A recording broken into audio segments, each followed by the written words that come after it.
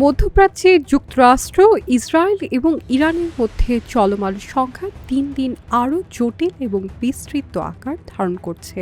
সাম্প্রতিক ঘটনা প্রবাহে প্রশ্ন উঠছে, এই যুদ্ধ কি শেষ পর্যন্ত যুক্তরাষ্ট্রের জন্য আরেকটি ভিয়েতনাম হয়ে দাঁড়াতে পারে?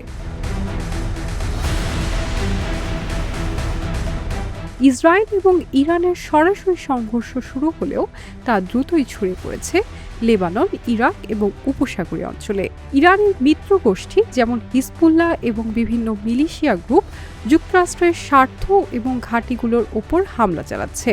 ফলে যুদ্ধ এখন শুধু দুই দেশের মধ্যে সীমাবদ্ধ নেই, এটি একটি পূর্ণাঙ্গ আঞ্চলিক সংঘাতের রূপ নিয়েছে।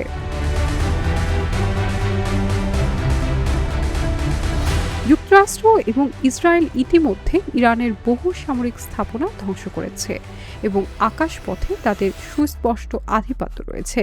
কিন্তু ইতিহাস বলছে, শুধু সামরিক শক্তি দিয়ে সব যুদ্ধ জেতা যায় না।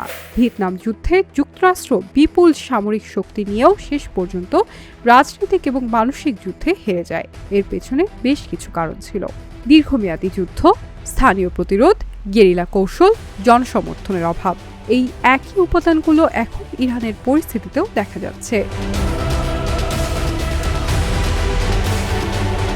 ইরান সরাসরি মুখোমুখি সংঘর্ষে না গিয়ে প্রক্সি যুদ্ধ বা ছায়াযুদ্ধের কৌশল নিয়েছে। তারা বিভিন্ন দেশে মিত্র মিলিশিয়া ব্যবহার করছে, ড্রোন এবং ক্ষেপণাস্ত্র হামলা চালাচ্ছে এবং গুরুত্বপূর্ণ স্থান যেমন দূতাবাস এবং ঘাঁটিতে আঘাত হানছে।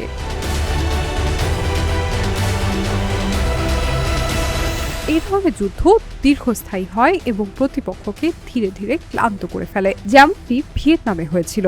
ইরান ভৌগোলিকভাবে বিশাল, পাহাড়ি এবং প্রতিরক্ষার জন্য উপযোগী। এটি সরাসরি দখল করা বা নিয়ন্ত্রণে রাখা অত্যন্ত কঠিন। ভিয়েতনামের মতোই এখানে স্থানীয় জনগণের প্রতিরোধও বড় ফ্যাক্টর হয়ে উঠতে পারে। দীর্ঘ যুদ্ধ মানে বিপুল ব্যয়। ইতিমধ্যে তেলের দাম বৃদ্ধি, বাণিজ্য ব্যাহত হওয়া এবং বৈশ্বিক অর্থনীতিতে চাপ তৈরি হয়েছে। যুক্তরাষ্ট্রের অভ্যন্তরেও যুদ্ধবিরোধী মনোভাব বাড়তে পারে, যা ভিয়েতনাম যুদ্ধের সময় বড় ভূমিকা রেখেছিল। ইরান যুক্তরাষ্ট্র সংঘাত এখনো এমন পর্যায়ে পৌঁছায়নি যে একে সরাসরি ভিয়েতনাম বলা যায়। তবে যুদ্ধ যদি দীর্ঘস্থায়ী হয়, ছড়িয়ে পড়ে এবং রাজনৈতিক চাপ বাড়ে, তাহলে এটি যুক্তরাষ্ট্রের জন্য একটি কঠিন এবং ক্লান্তিকর সংঘাতে পরিণত হতে পারে। সুতরাং প্রশ্নটির উত্তর এখনও অনিশ্চিত, কিন্তু সতর্ক সংকেতগুলো স্পষ্ট।